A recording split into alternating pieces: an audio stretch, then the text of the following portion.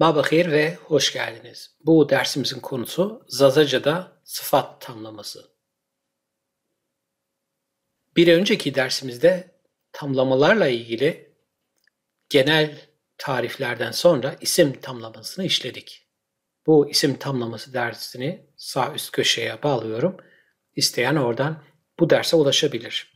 Bugünkü dersimizin konusu sıfat tamlaması. Zazaca'da sıfat tamlaması. Aynı isim tamlamasında olduğu gibi sıfat tamlamasının da Zazaca'da iki hali var. Yalın hal ve bükümlü hal olmak üzere iki hali var. Daha sonra isim tamlamasını analiz ederken ilk başta tamlanan ekini göreceğiz. Daha sonra tamlayan ekini. Kurala değindikten sonra cümle içerisinde kullanımına bakacağız. Sıfat tamlamasının. En son kısımda alıştırmaya değindikten sonra dersimizi bitireceğiz. Bu slaydı ilk dersimizden tanıyoruz. Bu defa odakta olan bu sıfat tamlaması. Nedir tarifi? En az bir sıfat ve bir isimden oluşur. Sıfat tamlaması. Sıfat, ismin adedi, biçimi, rengi, durumu, konumu vesaire hakkında bilgi verir. Örneğin, Bano rınd, iyi ev veya merga rındı, iyi çayır. Buradan da görüldüğü gibi ilk kelime, ilk sözcük bir isimdir ve buna tamlanan denir. İkinci sözcük ise bir sıfattır ve bu sıfata tamlayan denir. Türkçede de bu iki parça var fakat Türkçeden farklı olarak Türkçede bu sıralama isim ve sıfat tam tersinedir. Yani Türkçede ilk başta sıfat gelir, daha sonra isim.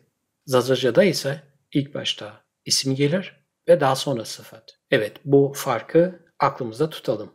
Sıfat tamlamasının hallerini işlemek için gelin birlikte bu örnekle devam edelim. Örneğimize sıfat tamlamasının yalın haliyle devam edelim. Türkçedeki iyi ev için Zazaca'da bonorınd ya da banorınd denir ve iyi çayır için mergarındı. Bonorınd veya mergarındeyi 4 parçaya ayırabiliriz. Şurada.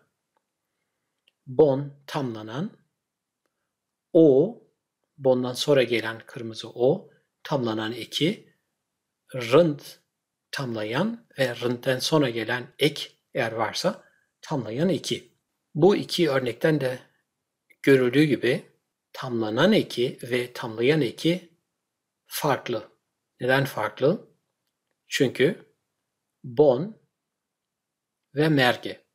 Bon eril olduğu için tamlanan eki odur ve tamlayan eki mevcut değil. Herhangi bir ek yok. Fakat merge dişil olduğu için tamlanan eki a'dır ve tamlayan eki e'dir. Bu bizim tekil örneğimizdi. Yani bon, ev ve merge çayır burada tekil idi. Şimdi çoğul örneğe bakalım. Eğer ev değil evler ve çayır değil çayırlar ise o zaman tamlanan eki ve tamlayan eki yine değişiyor. Burada eril veya dişil fark etmeksizin tamlanan eki şapkalı e'dir ve tamlayan eki i'dir. Bükümlü hale gelmeden önce tamlayan eki ile ilgili önemli bir kurala değinmek istiyorum. Buradaki tamlayan ekleri isim hallerinden tanıyoruz. İsim hallerinde yalın hal ve bükümlü hal olmak üzere hatırlayacaksınız iki hal var. Ve bu yalın haldeki ekler, bu üstündeki ekler burada. Eğer isim eril yani bon eril ise herhangi bir ek gelmiyor. Aynı burada olduğu gibi. Eğer isim dişil ise mergede olduğu gibi o zaman ek e'dir. Eğer isim çoğul ise eril ya da dişil fark etmeksizin tamlayan eki i'dir. Buradaki i. Sıfat tamlamasının bükümlü halinde iki şey değişiyor. Birincisi bu tamlanan eki değişiyor. Sayı ve cinsiyete göre. İkincisi tamlayan eki de değişiyor. Yani bu iki sütun farklılaşıyor. Tabii Türkçedeki anlamlar da değişiyor. Örneğin daha öncesi bono rınd iyi ev iken hükümlü halde boni rındi iyi evi anlamına geliyor. Veya yalın halde boni rındi iyi evler anlamına gelirken hükümlü halde bonani rında ya da bonani rından veya bonani rundu veya bonani rındun, banani rındun iyi evleri anlamına geliyor. Tamlayan eki kuralıyla devam edelim. Buradan da görüldüğü gibi tamlayan eki bükümlü halde bizim isim hallerinden tanıdığımız bükümlü hal eklerine denk. Buradaki i, buradaki bitiş harfi olan e ve buradaki an veya un ekleri. Kurala geçmeden önce son olarak gelin birlikte sıfat tamlamasını yalın ve bükümlü halini kıyaslayalım ve aradaki farkı görelim veya farkları görelim. Görüldüğü gibi sayı ve cinsiyete göre bu ekler değişiyor. Yalın ve bükümlü halde. Örneğin yalın halde tekil ve erilde o iken burada şapkalı e ve tamlayan eki burada herhangi bir ek yok iken burada i veya y'dir. Eğer bitiş harfi, sıfatın bitiş harfi bir sesli harf ise. Tekil ve dişil sözcüklerde, isimlerde tamlanan eki burada a, burada a, tamlayan eki burada e, burada e. Demek ki dişil ve tekilde herhangi bir fark yok yalın ve bükümlü hal arasında. Son olarak çoğula bakalım. Çoğulda her zaman olduğu gibi eril ya da dişil fark etmiyoruz. Burada yalın halde ek, tamlanan eki şapkalı e iken burada e şapkalı e var bitişte. Fakat ondan önce an ya da un ekleri var. An ya da un ekleri. Ve tamlayan eki burada i ve burada an ya da undur. A veya u'dur yer yer. Bu ekleri bu tabloda bir araya getirelim. Evet sayı burada, eril cinsiyet burada, yalın hal veya bükümlü hal olmak üzere sıfat tamlamasının halleri burada. Ve buradaki ekler kırmızı ek. Şöyle yapalım. Şuradaki tamlayan eki bu mavi. Şu tamlanan eki bu kırmızı ve buradaki örneğimiz de burada. Yani bu iki tabloya artık ihtiyaç duymuyoruz. Hepsini bu arada topladığımızda. Son olarak bu örnekleri de çıkaralım. Bu ekleri elde edelim. Yani tamlanan eki kırmızı olan ve tamlayan eki mavi olan yalın hal yani bu tablo ve bükümlü hal için bu tablo. Artık bundan sonraki slaytlarda sadece bu tabloyla devam edeceğiz. Gelelim kurala. Bir isim ve bir sıfat arasında iyilik ilişkisi olduğunda tamlama eki yani izafe veya iyilik eki ile birleştirilir. Tamlanan isim yani önde duran isim tekilde yalın ve bükümlü hal için cinsiyete göre o, şapkalı e veya a'dır. Aynı buradan da görüldüğü gibi eğer tekil ise bu kırmızı olan ekleri olur. O, a veya şapkalı e'dir. Eğer önde duran isim çoğul ise yalın hal için şapkalı e ve bükümlü hal için anı veya unu ekini alır. Eğer çoğul ise yalın hal için şapkalı e ve bükümlü hal için ane veya unu ekini alır. Bu kırmızı olan. Tamlayan sıfat ise yani arkada duran sözcük ise mavi olan tamlayan ekini alır. Yani bu mavi olan ekleri alır. Arkada duran sıfat. Bu kuralımızdan sonra şimdi geçelim sıfat tamlamasının cümle içerisinde kullanımına. Şu ana kadar bu kısmı işledik. Sıfat tamlamasının artık biliyoruz iki hali var. Yalın hal ve bükümlü hal.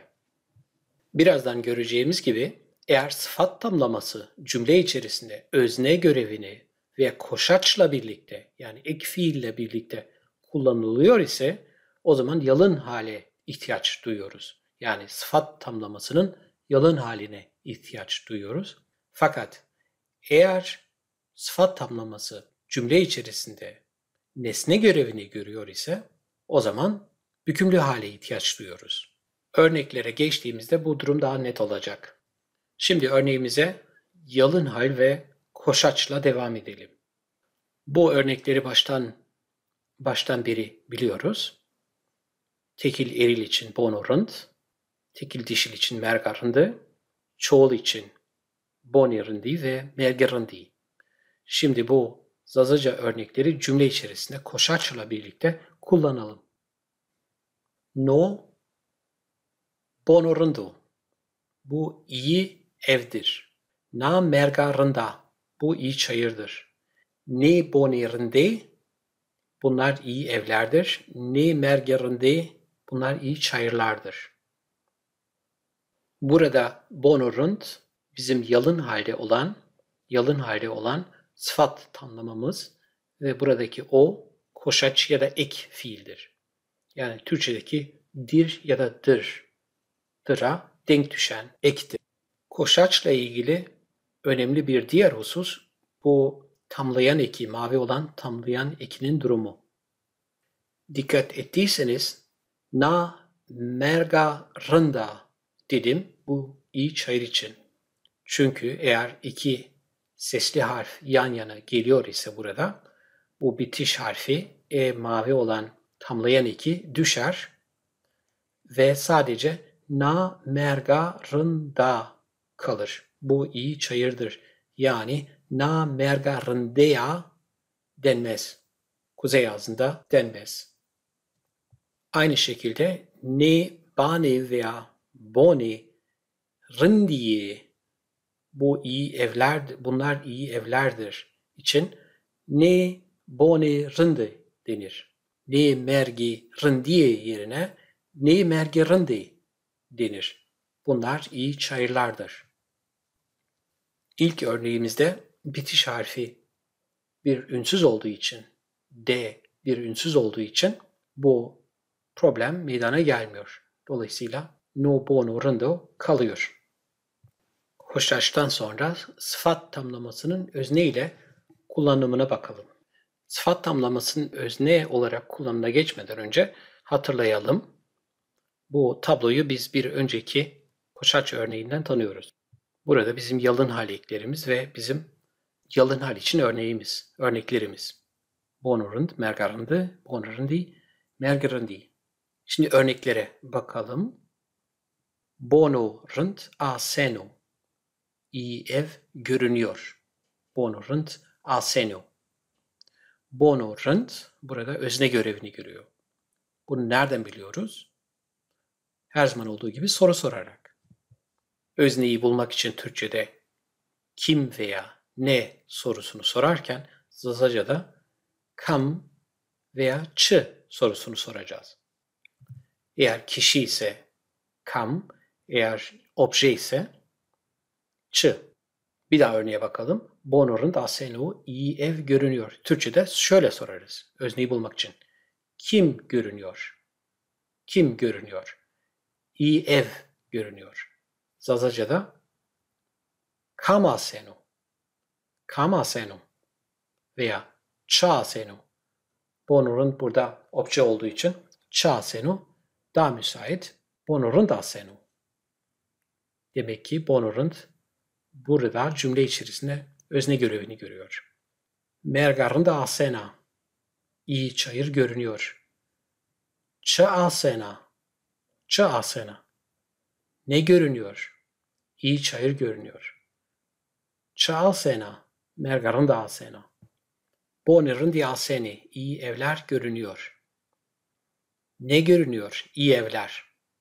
Çı aseni. Çı aseni. Bonerindi aseni. Mergerindi aseni. Çı aseni. Mergerindi. Demek ki burada sıfat tamlamamız özne görevini görüyor. Dolayısıyla bu yalın hal eklerini kullandık. Kırmızı ve mavi olarak. Şimdi geçelim sıfat tamlamasının nesne olarak kullanımına. Burada sol sütundan sağ sütuna geçtik. Ekler değişti. Ve örneklerimiz kısmen değişti. Ben iyi evi görüyorum. Ez boni rindi venena. Ben iyi evi görüyorum. Ez boni rindi venena. Peki nereden biliyoruz bu sıfat tamlamasının nesne olarak kullanıldığını? Yine soru sorarak. Türkçe ile devam edelim. Ben iyi evi görüyorum. Ben neyi görüyorum? Veya kimi görüyorum?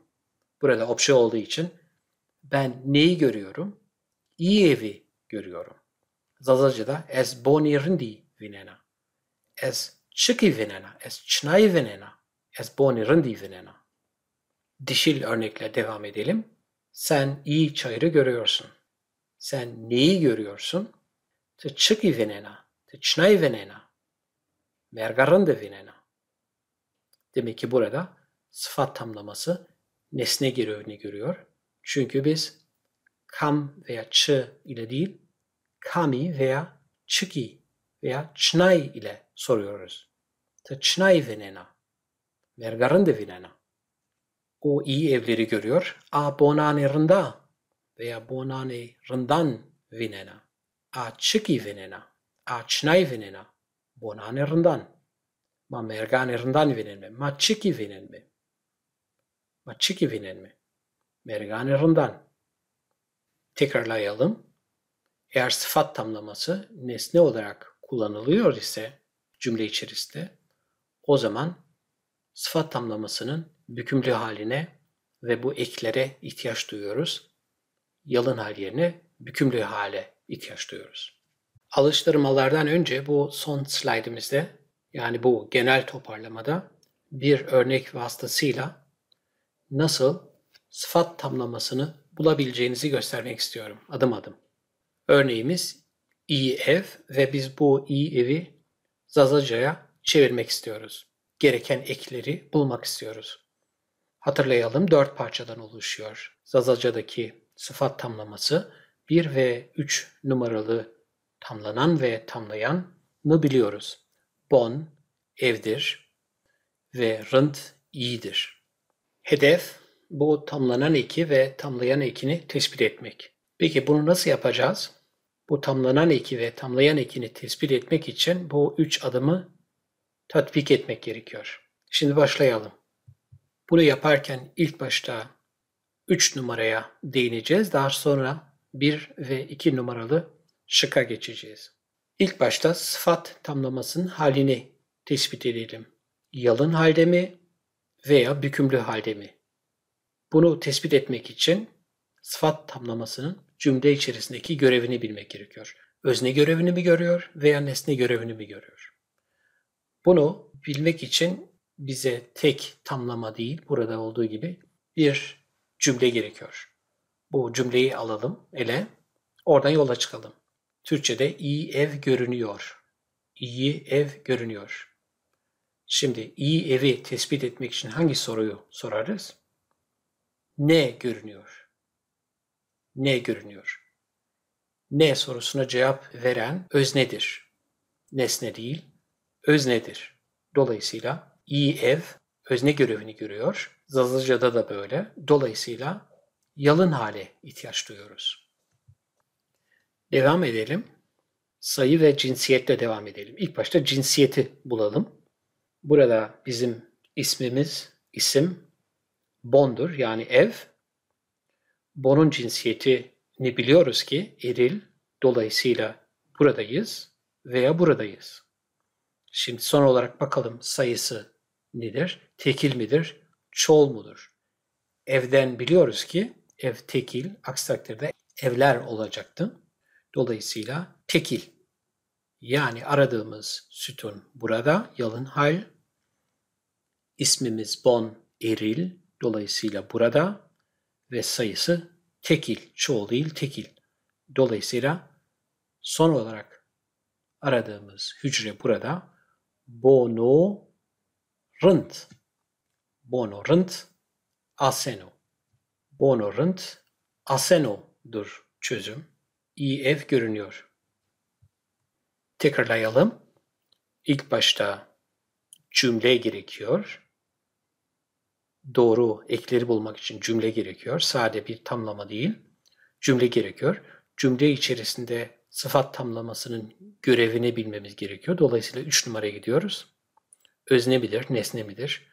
Onu tespit ettikten sonra hali biliyoruz. Yani sütunu biliyoruz. Bu veya bu sütun.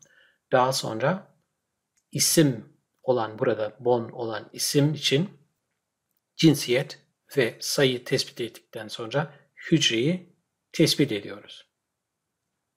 İkinci örneğimize bakalım. Ben iyi evi görüyorum. Ben iyi evi görüyorum. Zazaca'da es bon rınd vinene. Buradaki iki eki arıyoruz. Dolayısıyla yine başlıyoruz halden. Burada bon ve rınd yani iyi evi hangi görevi görüyor bu cümlede? Özne mi, nesne mi? Türkçe'de nasıl soruyoruz? Ben kimi veya neyi görüyorum? Ben neyi görüyorum? İyi evi görüyorum. Neyi? Neyi sorusunu sorduğumuzda nesneyi tespit ediyoruz. Zazaca'da da neyi değil, çıki veya çnay ile sorarız. Es çıki venena, es çnay venena. Cevap nesne olacak.